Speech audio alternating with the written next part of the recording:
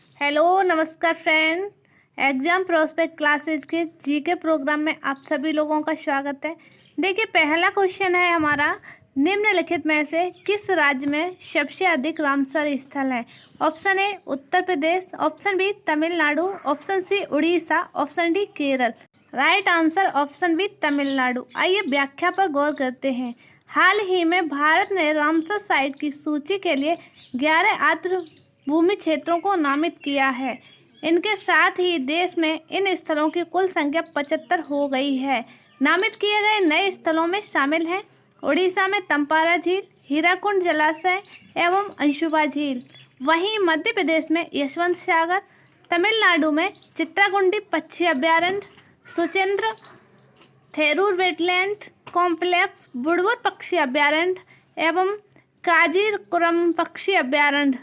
महाराष्ट्र में थाड़े क्रीक, वहीं जम्मू कश्मीर में Hygam wetland conservation reserve, Shallabugh wetland conservation reserve. आइए रुक करते हैं रामसर साइट पे। रामसर साइट रामसर कन्वेंशन के तहत अंतर्राष्ट्रीय महत्व की एक आर्द्रभूमि होती है। ईरान के रामसर में 1971 में हुए सम्मेलन में रामसर कन्वेंशन पर हस्ताक्षर किए गए थे।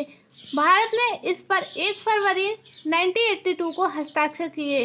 1982 से 2013 तक रामसर साइट में 26 आर्द्रभूमियों को शामिल किया गया। वहीं 2014 से 2022 के बीच इस सूची में देश के 49 स्थलों को जोड़ा गया। आपको बता दें कि देश में तमिलनाडु में सबसे अधिक 14 और उत्तर प्रदेश में 10 हैं। अतः विकल्प हमारा 20 सही आंसर। आइए देखते हैं नेक्स्ट क्वेश्चन। विश्व आदिवासी दिवस कब मनाया जाता है? ऑप्शन ए 5 जून, ऑप्शन बी 11 जुलाई, ऑप्शन सी 9 अगस्त, ऑप्शन डी 11 सितंबर। राइट आंसर ऑप्शन सी 9 अगस्त। आइए व्याख्या पर गौर करते हैं। बीते 9 अगस्त को अंतर्राष्ट्रीय विश्व आदिवासी दिवस मनाया गया, अतः विकल्प सी सही उत्तर है। यह संयुक्त राष्ट्र की घोषणा के अनुसार वर्ष 1994 से हर वर्ष मनाया जाता है। इसका उद्देश्य दुनिया की स्वदेशी आबादी के अधिकारों को बढ़ावा देना और उनकी रक्षा करना है, साथ ही उन योगदानों को स्वीकार करना है जो स्वदेशी लोग वैश्विक मुद्दे जैसे पर्यावरण संरक्षण हेतु करते हैं। 2022 में स्वदेशी लोगों के अंतर्राष्ट्रीय दिवस का विषय पारंपरिक ज्ञान के संरक्षण और प्रसार में स्वदेशी महिलाओं की भूमिका है। आइए नेक्स्ट क्वेश्चन देखते हैं। कितने डिग्री पर सेल्सियस एवं फ़ारेनहाइट तापक्रम समान रहते हैं? Option a -40, option b -32, option c 100, option d 80। Right answer -40। आइए व्याख्या पर गौर करते हैं। -40 डिग्री तापमान पर सेल्सियस तथा फ़ारेनहाइट तापक्रम समान होते हैं, इसलिए विकल्प ए हमारा सही आंसर है। सेल्सियस पैमाने पर 0 से 100 तक के नियत बिंदुओं के अंतर्गत तापमान को अभिलिखित किया जाता है। वहीं जबकि फ़ारेनहाइट के निम्नतम नियत बिंदु 32 डिग्री फ़ारेनहाइट और उच्चतम बिंदु 212 डिग्री फ़ारेनहाइट होता है। 32 डिग्री फ़ारेनहाइट और 212 डिग्री फ़ारेनहाइट के बीच 180 बराबर भागों में बांटकर तापमान को मापा जाता है।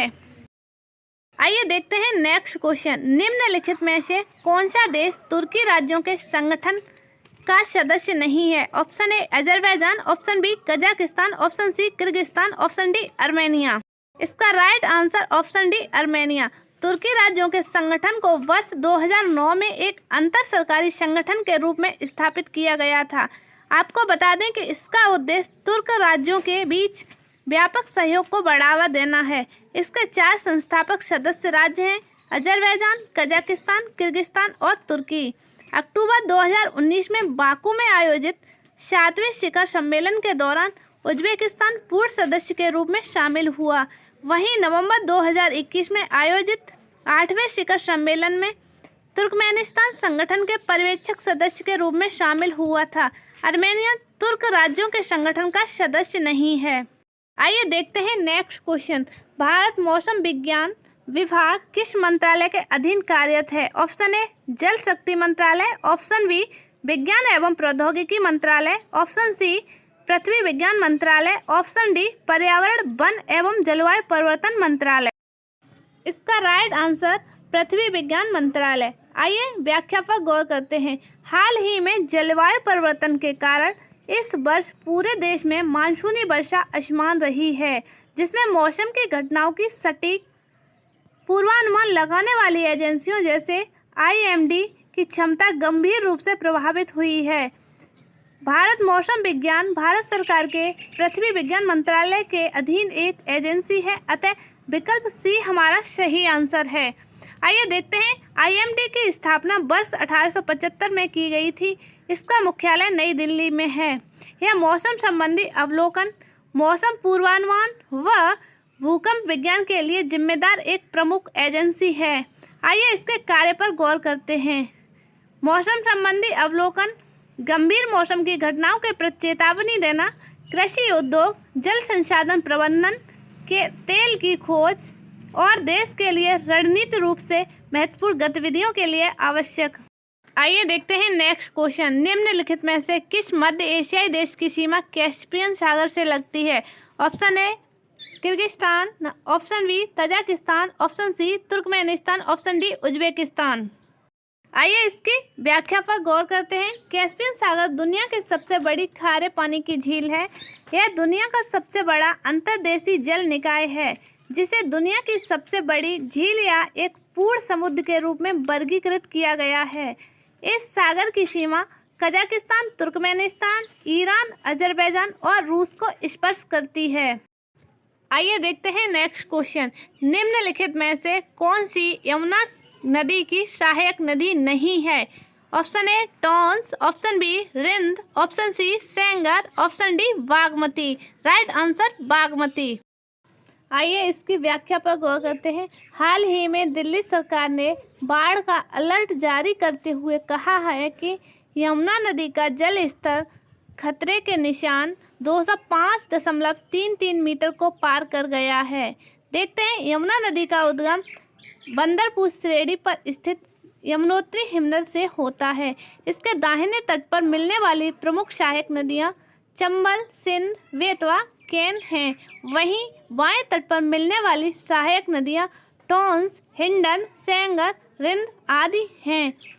हिमाचल प्रदेश में टॉन्स यमुना नदी की सबसे बड़ी सहायक नदी है। प्रयागराज के निकट यह गंगा नदी में मिल जाती है। यह गंगा की सबसे बड़ी सहायक नदी है। आपको बता दें कि बागमती गंगा की सहायक नदी है। अब देखते हैं अभ्यास प्रश्न।